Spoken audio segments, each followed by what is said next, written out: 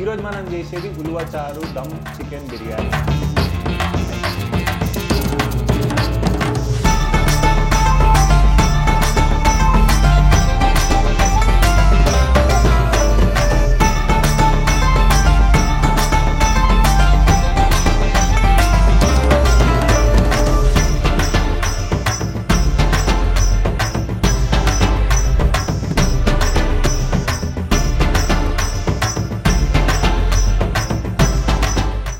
నమస్తే, welcome back to viral food. మీరు చూస్తున్నారు టేల్స్ ఆఫ్ బిర్యానీ ఎపిసోడ్ 6. ఈ రోజు మనం చేసేది ఉలువ చారు దమ్ చికెన్ బిర్యానీ. సో ఏమేమి కావాలో మీకైతే వీడియోలో కనిపిస్తున్నాయి. ఏది ఎప్పుడు ఎలా వాడాలో నేను చూపెడతాను. ఇప్పుడు salt, jeera powder, coriander powder, garam masala, turmeric, ginger garlic paste, oil, fried onion oil, ఇది curry leaves, green chilli, 3 curd, red chilli powder, half a lemon, squeeze it as much as you want. Now mix. Now add 2 tablespoons of fried onion, crush it up. కొంచెం కొత్తిమీర. బేసిక్గా ఉల్వచారు బిర్యానీ అంటే మీరు చూసుకుంటే ఉడకబెట్టే process, soaking process చాలా పెద్దగా ఉంటుంది. మీరు ఇంట్లో చేసుకోవాలంటే చాలా టైం పడుతుంది. బయటకు వెళ్ళి తీసుకొచ్చుకున్నారు అనుకోండి, ఉల్వచారు రసం పట్టుకొచ్చుకొని చేయాలనుకుంటే అఫ్కోర్స్ దాని లోపల సాల్ట్ ఎక్కువ ఉంటుంది, చింతపండు ఎక్కువ వేసేస్తారు.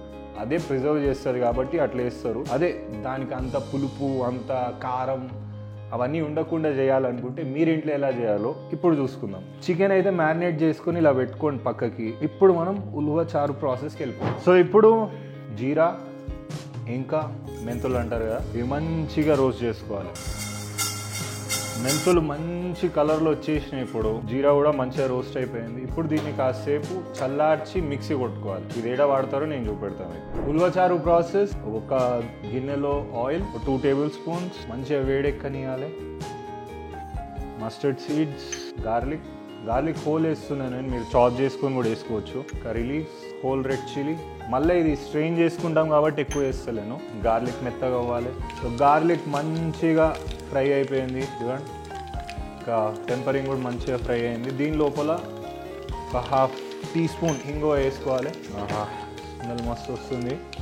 దీనిలో ఒక ఆనియన్, మీడియం సైజ్డ్ ఆనియన్ వేసేసుకోండి. ఇది మంచిగా కుక్ చేసుకోవాలి. పింక్ కలర్ అవ్వాలి ఇది. సో ఆనియన్స్ పింక్ అయ్యే లోపల మీకు ఇప్పుడు ఒకటి చెప్పాలి. మన దగ్గర ఉలువలు ఉన్నాయి. ఇది నేను 250 గ్రామ్స్ తీసుకున్నా. 250 గ్రామ్స్ ఒక 12 గంటలు సోక్ చేసిన. రాత్రి వండుకునే ముందు సోక్ చేయడానికి పెట్టేసిన. పొద్దున్న లేచిన తర్వాత ప్రెషర్ కుక్కర్లో 20 విజిల్స్, లో ఫ్లేమ్, మీడియం లో ఫ్లేమ్లో పెట్టుకొని 20 విజిల్స్ రానియాలి. విజిల్స్ అయిపోయినాయా 20 కాగానే మీడియం నుంచి బంద్ చేసేసేయాలి. బంద్ చేసుకొని 20 నిమిషాలు అట్లే పక్కకు పెట్టేయాలి. దాని లోపల ఉన్న ఆవిరి నుంచే దీని లోపల జ్యూసెస్ ఉంటాయి అన్నమాట, అవి బయటికి వచ్చేసి ఎంత సాఫ్ట్ గుడ్ కింద కనబడుతుందా, జస్ట్ ఇట్లా మ్యాష్ అయిపోతుంది. సో ఈ కన్సిస్టెన్సీలో రావాలి. ఇప్పుడు దీనిలో నుంచి ఒక హాఫ్ కప్పే యూజ్ చేస్తున్నాను నేను, ఎందుకంటే మళ్ళీ బిర్యానీకి కావాలి, సపరేట్గా దీన్ని తినడానికి లేదు కాబట్టి. 1/2 కప్ నేను ఉలువలు తీసుకొని మిక్సీ పట్టుకుంటా. ఆ వాటర్ ఏదైతే ఉందో ఇది మనకు తర్వాత బాగా యూజ్ అవుతుంది. ఇది యూజ్ చేయాలి. నేను యూజ్ చేసిన దానికి నాకు ఆల్మోస్ట్ ఒక 1 లీటర్ ఉలువల రసం వచ్చింది. అది మనం కుకింగ్లోనే వాడబోతున్నాం. ఆనియన్స్ పింక్ అయిపోయినాయి. దీని లోపల 75 గ్రామ్స్ చింతపండుది రసం తీసిన నేను. వాటర్ యాడ్ చేసుకోవాలి, కాసేపు వదిలేసేయాలి, వచ్చేస్తుంది. సో ఇప్పుడు ఇది లో ఫ్లేమ్ మీద పెట్టొద్దు, హై ఫ్లేమ్ మీద పెట్టొద్దు, మీడియం ఫ్లేమ్లో పెట్టేసి వదిలేసేయాలి. ఉడికే కొద్దీ ఆయిల్ పైన రిలీజ్ అవుతుంది. దాని గురించి మనం వెయిట్ చేస్తూ ఉండాలి. సో ఇప్పుడైతే 75 గ్రామ్స్ చింతపండుది వాటర్లో వేసి రసం తీసి దీని లోపల యాడ్ చేసినాం. ఇది కాసేపు ఉడుకుతూనే ఉండాలి. మీడియం ఫ్లేమ్లో పెట్టేసి వదిలేసేయండి. ఆయిల్ పైన రిలీజ్ అయిన తర్వాత ఆ ఉలువచారు మనం మిక్సీ కొట్టుకున్నాం కదా, ఉలువలు అన్నీ మిక్సీ కొట్టుకున్నాం. ఆ వాటర్ ప్లస్ ఉలువలు 2 యాడ్ చేయబోతున్నాం. సో ఆయిల్ రిలీజ్ అయ్యేంత వరకు మిక్స్ చేసుకుంటూ ఉండండి. మీడియం ఫ్లేమ్లో ఉంది కాబట్టి కాలదు. సో అలానే వదిలేసి కాసేపు అలా తిరిగి రండి. సో చింతపండు మంచిగా ఉడికిపోయింది, ఆయిల్ పైకి వచ్చేసింది. ఇప్పుడు మనం ఉలువలు ఏదైతే బాయిల్ చేసుకున్నామో దానిలో మిగిలిపోయిన వాటర్ దీనిలో యాడ్ చేసుకుంటున్నాం. కొంచెం పక్క పెట్టుకోండి.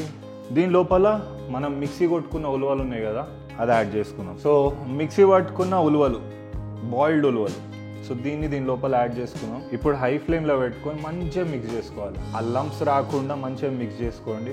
ఎట్లా ఉలువలు బాయిల్ అయిపోయి ఉన్నాయి కాబట్టి ఎక్కువ టైం పట్టదు మనకి. దీని లోపల స్పైసెస్ యాడ్ చేసినామా కథం ఇక. మళ్ళీ కొంచెం ఉడికిన తర్వాత దీన్ని స్ట్రెయిన్ చేసుకుంటాం. అంటే ఆ సిల్కీ స్మూత్ టెక్స్చర్ ఉంటుంది కదా ఉలువచారులో, ఆ టెక్స్చర్ కోసం మళ్ళీ మనం స్ట్రెయిన్ చేస్తాం దీన్ని.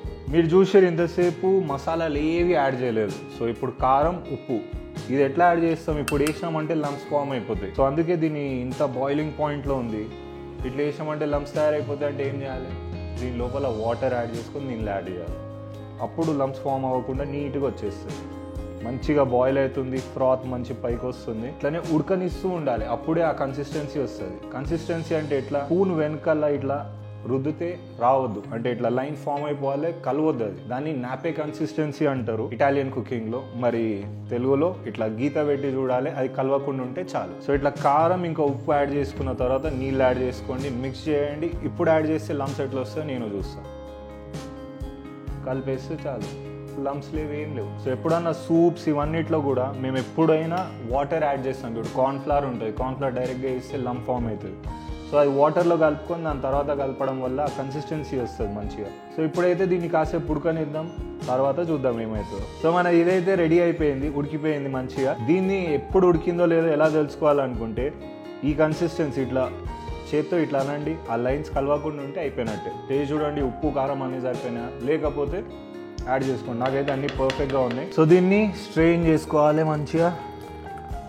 స్ట్రెయినర్ నుంచి మంచిగా ఆ సిల్కీ స్మూత్ టెక్స్చర్ కావాలి కదా మనకి, అందుకే ఇది మొత్తం వాటర్ అంతా ఏదైతే లిక్విడ్ ఉందో అది మొత్తం బయటికి వచ్చేసేయాలి మనకి. అదే మన బిర్యానీలో స్టార్ ఐటమ్ ఉంటుంది, గార్లిక్, అన్ని టెంపరింగ్, ఆ పప్పు లోపల నుంచి వచ్చే టేస్ట్, చింతపండు, ఇవన్నిటితోనే మంచిగా రెడీ అవుతుంది.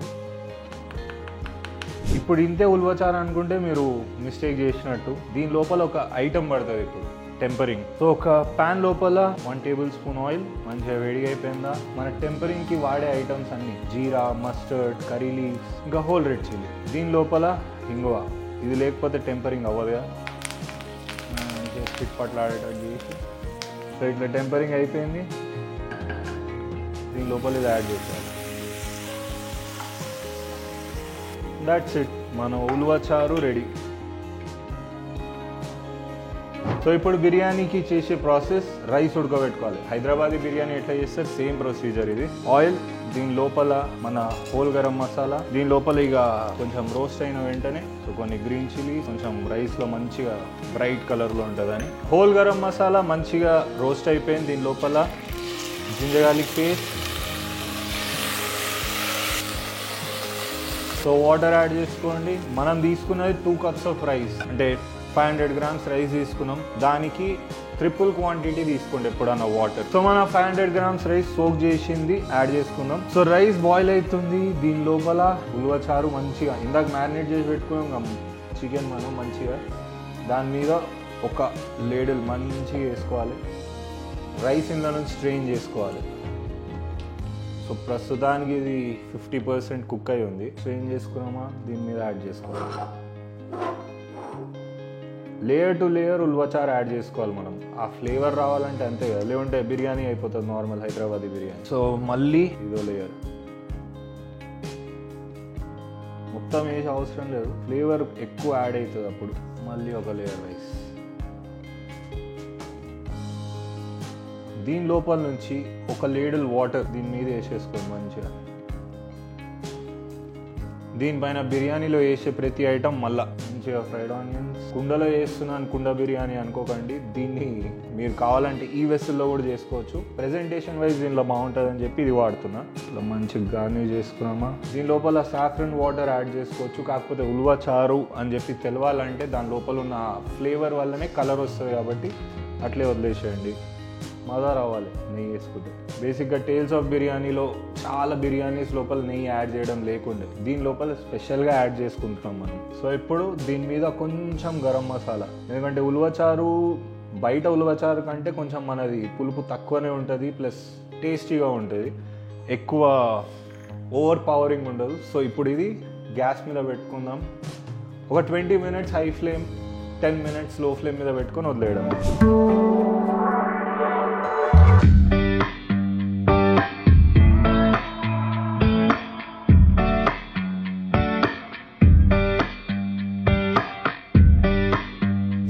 బిర్యానీ ప్లేటింగ్ మస్తు అనిపించింది కదా, చాలా అంటే చాలా టెంప్టింగ్ ఉండే. యాక్చువల్గా దీన్ని మిర్చి మసాలంతో ఇస్తారు అనుకుంటారేమో, కానీ ఉల్వా చారు థిన్గా చేసుకొని వేస్తే మజా వస్తుందంట.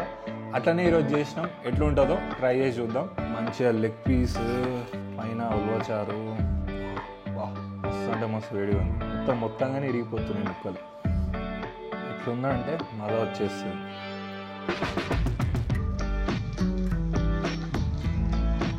బయట తిన్నదానికంటే ఒక 10% బాగానే వచ్చింది, వాళ్ళ 90% ఉండొచ్చు, ఇదైతే 100% అంట. నేను చాలా అంటే చాలా టేస్టీగా ఉంది.